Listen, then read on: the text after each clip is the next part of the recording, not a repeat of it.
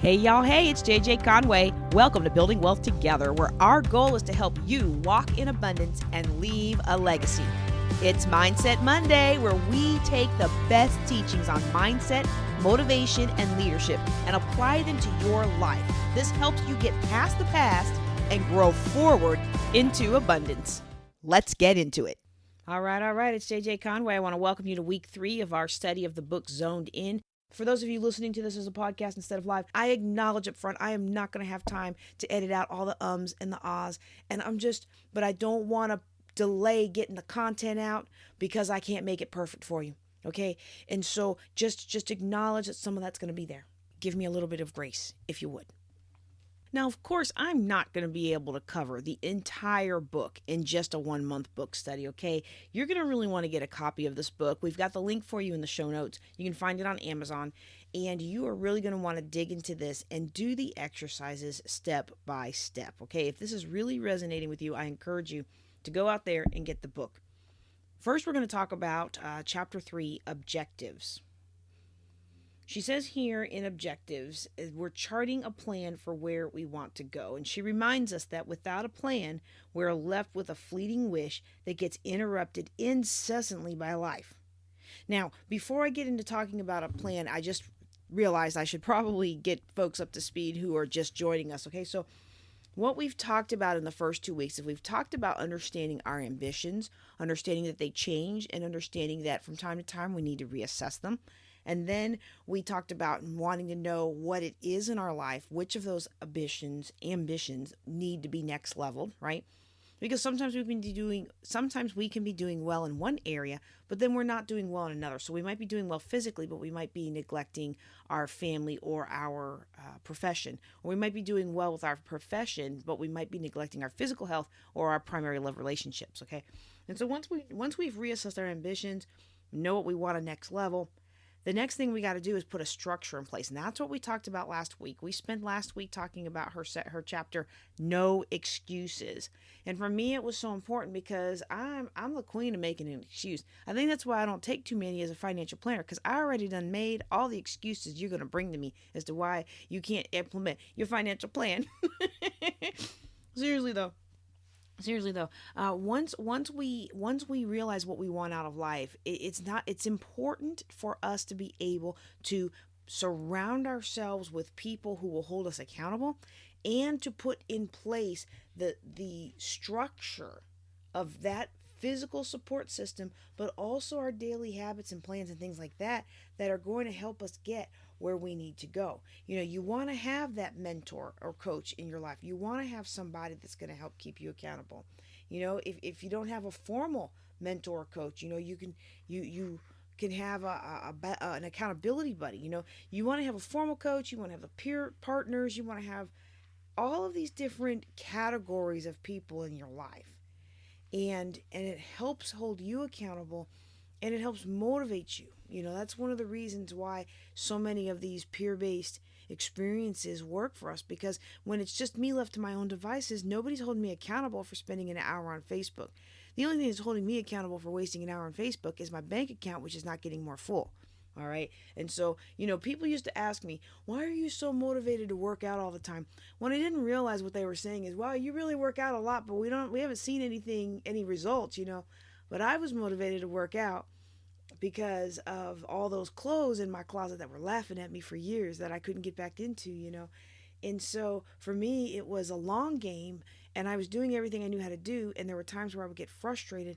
And that's when I started posting on Facebook, because I knew I was doing the work. And my poor family, they have been suffering with me and my eating plan and trying to eat things that are good for my body and good for my brain especially. And so they knew I was doing the work, right? Because you don't mess with mama's exercise time. And so, but I knew that I wasn't seeing the progress as fast as I wanted to. And in the past, what I saw in the mirror was enough to keep me motivated, but that just seemed like it was taking so long, and it was just so much work. And I just felt so discouraged. And when I started posting things on the Facebook and getting people's and Instagram and things like that, when I started posting on social media and getting people's encouragement, and then a funny thing happened. Even people who didn't show up back when we were at the Pierre Berger Mall, and we were doing the walks, even people who did not show up to the walks, they would notice if I didn't make a Saturday morning video giving some snippet of observation about life and then inviting you to go to a walk. And that's actually what founded the foundation of this podcast, was those Saturday morning videos. If I didn't make one, people would be like, did you go walking today? Did you go walking? I didn't see a video today. Did y'all go walking today? And usually we did, but it's important to have that around us, okay?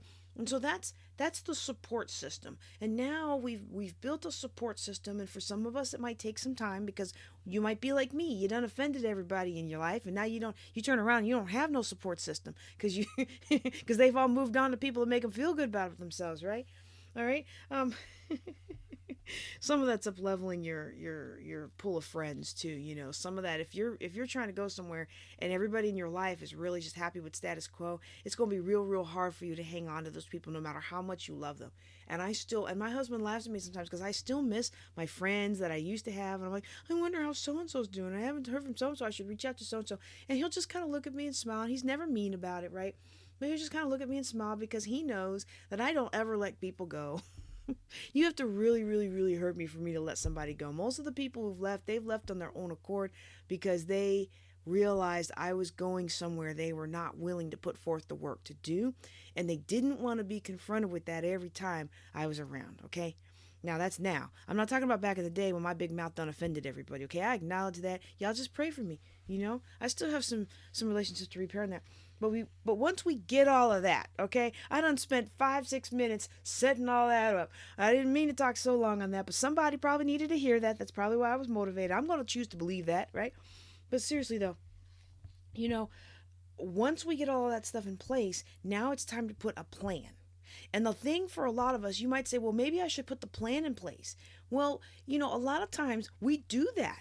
We actually do that. A lot of times we go buy a new class for our business, or we go and we hook up with this or that mentor, or we go and buy this new course, and we think we know what we want, but we've never actually sat down and done our strategic planning goals, right? So we're doing all this activity, we're taking these classes, we're building these pages, these funnels, these landing pages, we're doing all these things, but we've never actually sat down and strategized. And that's where I'm at in my business, right? And so what Cheryl's talking about in her book here, I've actually seen that play out in my life. Like, I've built this business. We're international now. We're changing, hundreds of lives a year, on our way to changing thousands of lives a year, which they're going to impact lives. And we are on our way to impacting 1 billion people to win with money, right? Like, that's the long game here, right? But when I first got started, it was just, I need to make money. I got to get out of $845,000 debt. I got to do this, right? And there comes a point in time where you can spend all that energy, and without an overarching actual goal or an overarching plan, then you've just done a lot of activity, and you've spent a lot of money. You made a lot of people some wealth, and you may have built some relationships, but if you're not even focused on what you want, you may not have built relationships that help you get where you want to go. And that was something I had to come to, and I'll be honest, I have only come to that in the last decade.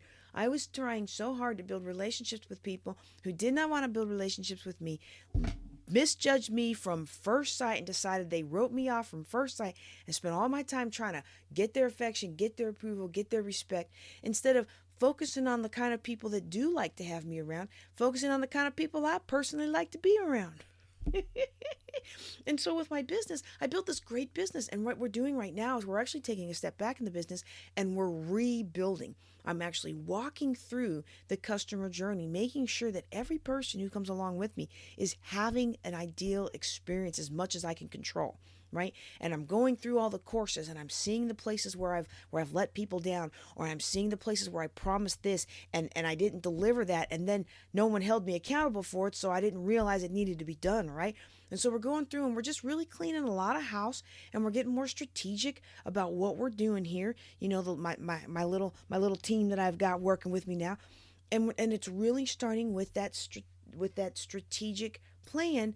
But in order for me to have put the plan in place, now let me rephrase that. A lot of us bought into all these plans and we did all this work, but those are things that work for other people. They weren't things that worked for us because we didn't know what worked for us because we didn't know what we wanted. And or we went out about what we want. We know what we want. We know what we want. We're going to get it. We're going to kick butt and take names. We're going to make this thing happen, right? And then the next thing that happens is we get out there. We didn't build a support system around us. So when times get tough, what do? We tuck tail and cover. We get sick. We get overwhelmed. And then that great podcast that we started, nobody hears from us for like a month. That great blog that we started, we stopped writing for a month. And then what do? Now, come on, y'all. I know I'm not the only one that's done this. Start my podcast, start my mailing list, start my YouTube channel, start my I already said podcast, start my blog, whatever it is, right? Every day, putting something out there. Every day, putting something out there. And then the overwhelm hits. And then, I don't feel well today. And then like a month later, you doing the reboot. Man, I had so many reboots. I think a lot of people, and you might find this in your business. I think a lot of times people don't jump on and support us in our business because we done rebooted so many times. We have started so many businesses. We have launched and prepped to launch so many times that people are like, okay, let me just see what they're going to do. And they're waiting for us to actually follow through and to be consistent and to bring the blessing because they really do want to get behind you. It's just that they get behind you, they start forwarding you to all their friends, and then all of a sudden you stop. And I said you, but you know what they say when you point a finger, you got 3 pointing back at you? I had done that a million times. So getting back to the chapter, and the reason why I think this is important is because I think too many of us rush into doing without the foundation. And we rush into doing without knowing why or what it is that we want to do. And we rush into doing without having a support system in place, those expert mentors, our peer mentors, and our accountability buddies, right? And we rush into doing things without ever sitting down to think about what it is we truly need. Not just what we want, but what is it we truly need right now? What is our strategic long-term goal and what do we need? Okay, and so we want to develop a plan with that foundational structure, okay? And I like what she says here. I started to say it in the beginning, and then I kind of got into the foundation that I felt like somebody needed to hear today. Without a plan, she writes, we're left with a fleeting wish that gets interrupted incessantly by life. Whose enemy? Y'all have seen this in your life just like I have in mine. Whose enemy is time and whose success is eventually denied. Planning our objectives carefully and fluidly is vital because a lack of clarity breeds randomness, which is a recipe for inaction or misguided action. And I've definitely seen that in my life. I am always having to reframe myself and refocus myself back towards my priorities. And this is especially true for many of us who are multi-talented. You can accomplish a lot of different things well, and a lot of times it's more tempting to do it all yourself rather than let somebody else come on your team that can't do it as well as you can do it. The problem is, you're not letting somebody in because you haven't found somebody to do it as well as you could do.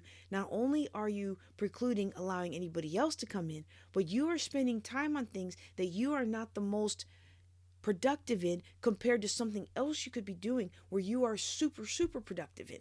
All right? And so, when she writes here, when an Olympian has a big dream, their plan might include specific skills to improve, a clear training regimen every day, competitions during the year, and then time to reflect on their journey to victory. And she encourages us to create a plan like that. And I think about how my life is starting to stabilize, how I have the different conferences that I volunteer at or that I speak at every year, and how for me those are kind of like gates for me to, really make sure, am I staying fresh? Am I developing new content? Am I harnessing the power of the content that I have, right?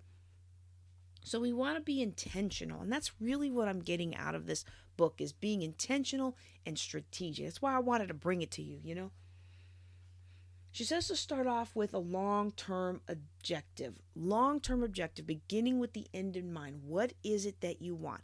And for those of you who are not yet in my 28 Days to Financial Freedom Boot Camp, you want to sign up for that when it comes to your money, because that's one of the first things we do is we look at your long-term goals and then we look at your short-term goals. Because if you know what your long-term goals are, it helps filter out the chaff.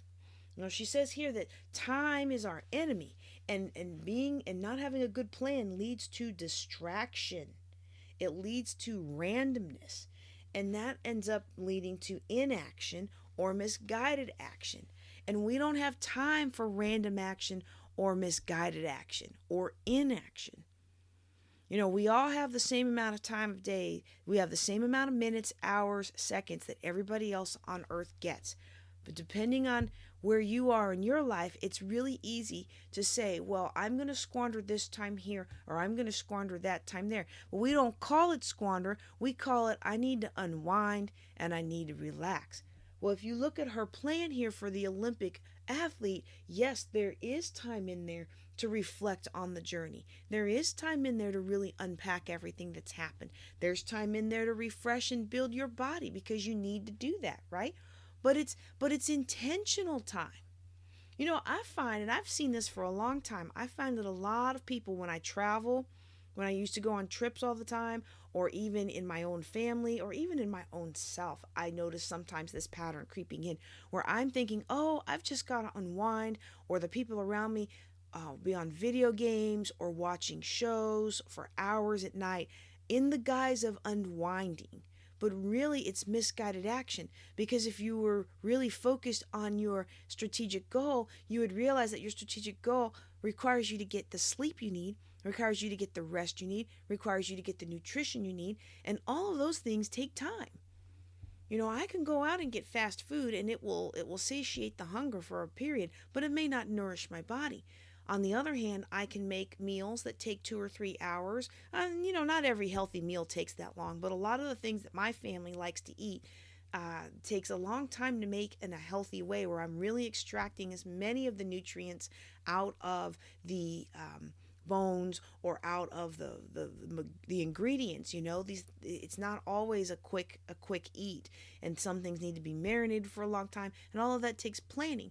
But it's really easy to disregard all that, and then later on we get the results in our lives and we're like, well, what happened?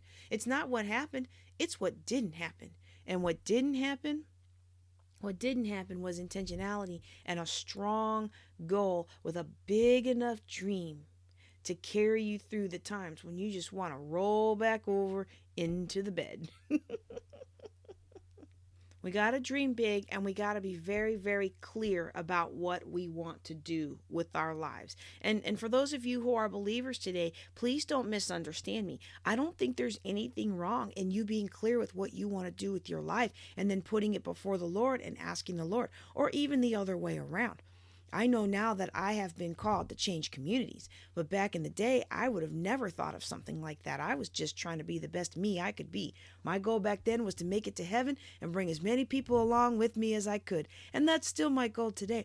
But today the Lord has given me more specificity about my goals. And some people know what they want. They've had this burning desire and this burning dream. Me, I just wanted to be okay. And then I remember the day when this big goal came to me.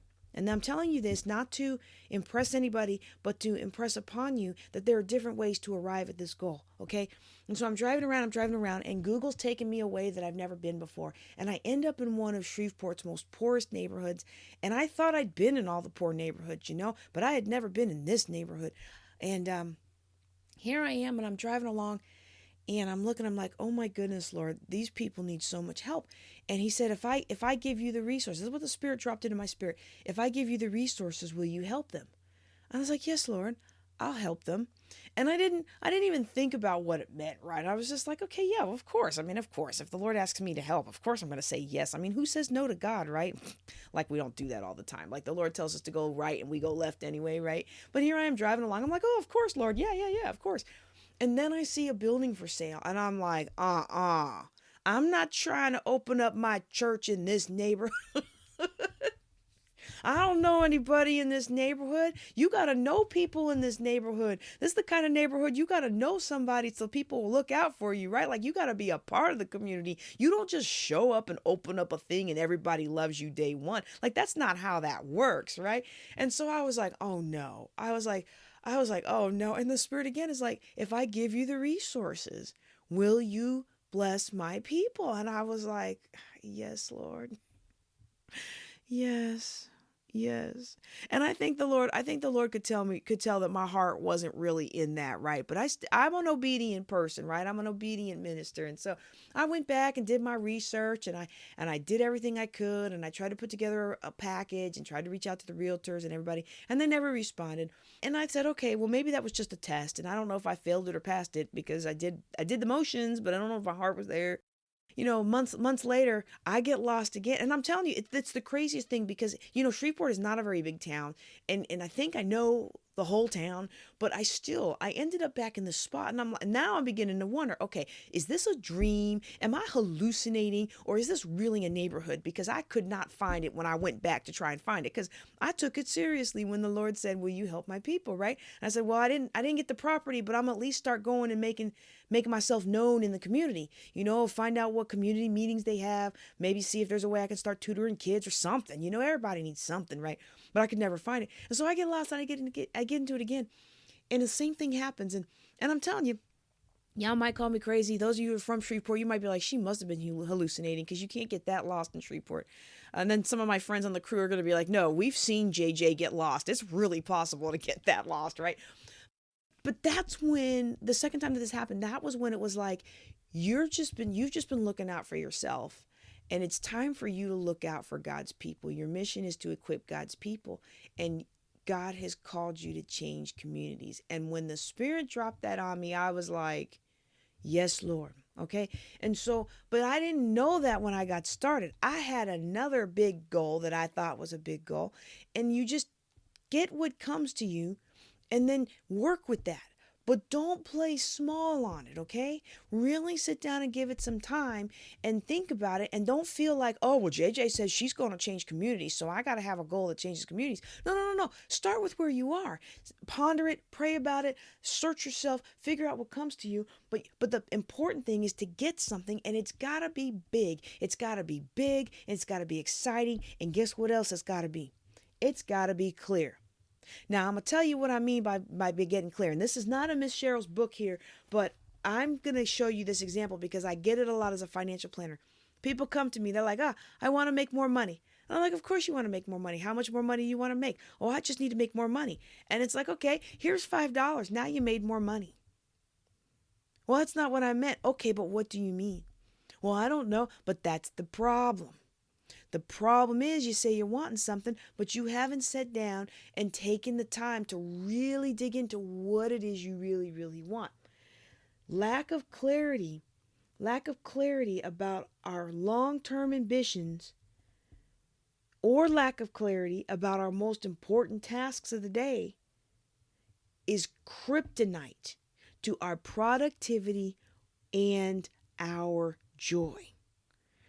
When you know where you want to go, when you are focused on where you want to go and where you believe that the Lord is taking you, where you believe your calling is taking you, where you want your family to be, where you want your marriage to be, where you want your health to be, where you want your finances to be, what kinds of things you want to be doing in your retirement.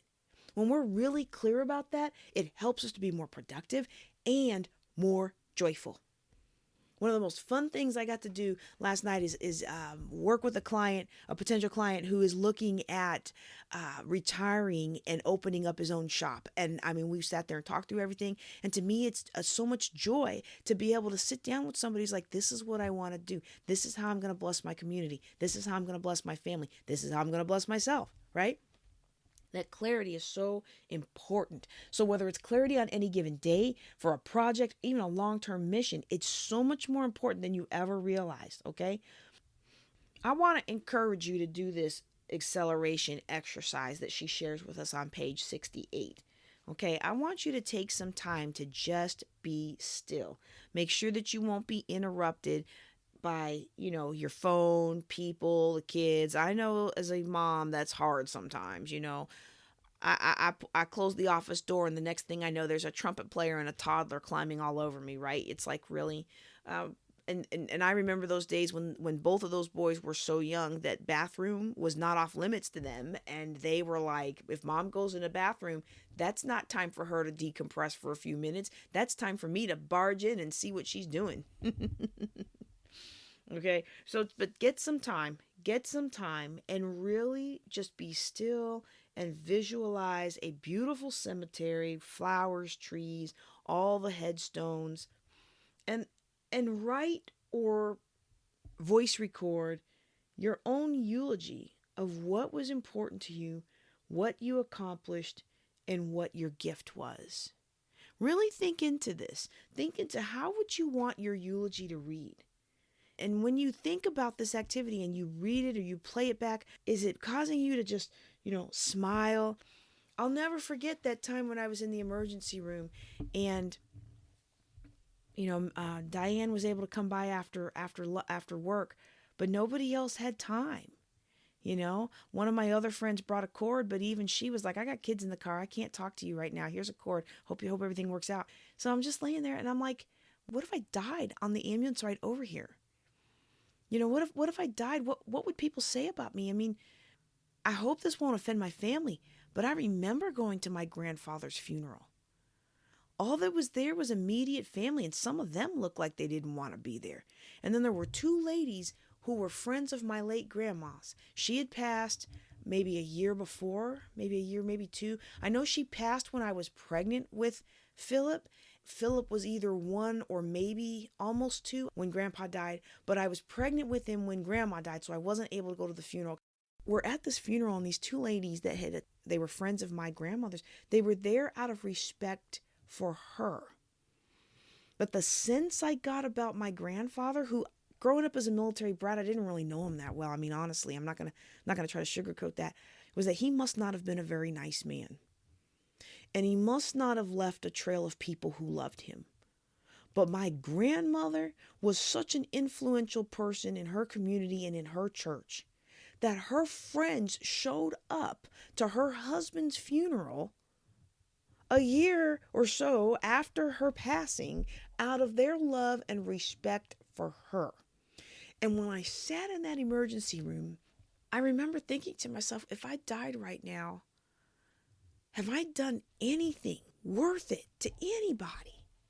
Not saying I didn't help build churches all over the world. I absolutely helped build churches all over the world. But did we really, really help anybody? Did we do anything long-lasting?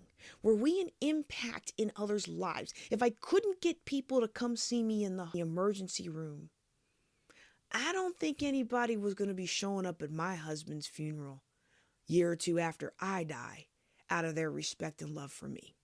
And it was a rude awakening for me, y'all. And so I want to encourage you to really do that exercise, and maybe it'll help uncover some things. So one of the things she encourages us to do is to dream big and smart.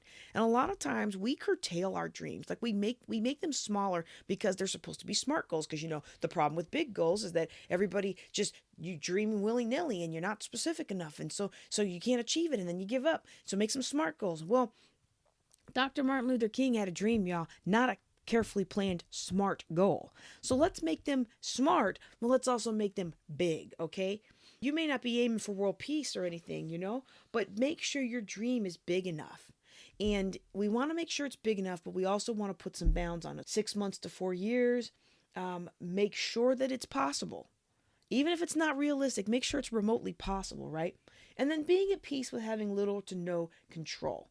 And this is an important one for a lot of us because we like to be in control of things. And honestly, the only thing we can control is ourselves. We can control how we show up. We can't necessarily control how the world responds.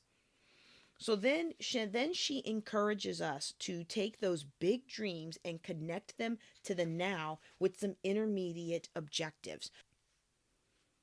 The intermediate objectives are going to be the kind that are 2 weeks to 2 months in duration, okay? Now, some of these you might have limited control over, just like your strategic big dream, right? But you do want to make your intermediate ones quantifiable so that you can measure your improvement. And then it's good to build in a 60-day review. So every 2 months you're looking at, hey, are you on course? Do you need to change course, pick up the pace, slow things down, okay? See, progress is so powerful. And the thing is for a lot of us is we don't even give a lot of things time to actually start progressing before we harness the power. Or we fail to remember that slow progress is still progress. Y'all heard me say that a lot because we get tempted to just move away from the things that we really want to the things that are easiest or fastest or less condemning. Okay, so we want to make sure that what we're doing is the most important thing that needs to get done to accomplish our big dreams. Okay, then she talks about short term objectives, and these are the stepping stones to where you want to go. Okay, so these are the kinds of short term things that are all in your control. Either you do them or you don't, right? They're things that you maybe this week or next week, and they're things that are possible. Even if they may be a little bitty bit uncomfortable, they are possible and they are detailed. So just to give an example from my personal life, y'all know I'm an East Coast girl. Love Pittsburgh, love DC, miss the East Coast tremendously. Air Force sent me to Louisiana for the last 4 years. I inserted myself into that community, absolutely enjoyed it, loved it, bought a house, thought we were staying here, built my business, was on the board of the African American Chamber for 3 years, and then we were like, nope, looks like it's going to be Texas. So now here we are. I'm in Texas, Stephenville, Texas, the rodeo capital of the world, and my goal while I'm here for these next 3 years at a minimum is to really insert myself into the fabric of this community, to really learn about the community. And I'm very curious, so that'll be a lot of fun. Learn about the rodeo industry, learn about the dairy industry, learn about what life is like out here. You know, it's such a wholesome town. I've enjoyed myself immensely in the couple of months that I've been here. But really to learn and insert myself as part of this community, okay? So that's the big overarching goal. Learn about the community and insert myself as a person of value, adding value. Well, what are some intermediate goals over the next 6 months or so that I can do? Well, one is to become an active member of the chamber. And by active, I don't mean just signed up on the website, but actually get involved so I can meet people. Another intermediate goal might be networking. I want to network with as many people as possible over the next year, which is kind of difficult with COVID, right? But I can break it down into stepping stone goals. So one stepping stone goal, join the chamber. Another stepping stone goal, volunteer for something that'll help me get to know who's who in the community. Another stair-stepping goal, sign up for at least one new volunteer meeting a month, attend the meeting, get to know the people, see if there's anybody there I resonate with or anybody there that can help me achieve my goals of learning about the community and inserting myself where I can best add value. Ms. Klein cautions us at the end of the chapter to be sure we watch out for some pitfalls. One, the short-term objectives being vague. Your big dream and overarching goal, that can be vague, and it may be something that's outside your control. Like I said earlier, you control how you show up. You don't necessarily control how others respond. However, your short-term goals, those should be things that are you and you alone. They should be very specific, and nobody else can stop you from doing them, okay? Another pitfall to watch out for is making them too easy or too hard. Okay, doing what's easy may be busy work and it may be movement, but it doesn't actually help you get any better. And then doing something that's too difficult doesn't usually help because now you give up, right? So you want to make sure that you're pushing yourself, but you also want to be mindful of how far. The other thing that she talks about here is she brings in information from Jeff Colvin's book, Talent is Overrated, that basically says that being world class at what matters most is more about working hard and consistently than having natural talent. You and I have seen that to be true in our lives, whether we want to acknowledge it or not. In fact, the number one complaint that I have of other scientists and other technical leaders who take my Empowered Technical Leaders course is they come to me because they're frustrated that other people who they feel like aren't as good as them or aren't as talented as them are getting the promotions or winning the heart of their boss. Well, it's not always about talent. It's also about how you show up. And in order to show up the best, we have to practice consistently. We've got to make sure that we are practicing like we fight, practicing like we play, practicing at all. Come on, now let's be real. Some of us, we feel like we're so good flying by the seat of our pants or we're so good being in the moment, we don't put the preparation in. So now is the time for us to make sure we set ourselves up for success with those big strategic, big dream goals, our intermediate goals, and then those little stair-step goals. And then we show up consistently every day to make it happen. I'm JJ Conway. That's all I've got for you today. Thanks for being part of Mindset Monday. And if you haven't already done so, please go out to Amazon or to click the link in our show notes and get yourself a copy of this book, Zoned In by Cheryl Klein, The Mental Toughness Required for a World-Class You. All right, that's all I've got for you today. You take care and be blessed. Love the podcast? Be sure to like, subscribe, and forward to 3 friends. You can ask a question or take a life-changing class at buildingwealthtogether.com. Now, go walk in abundance and leave a legacy.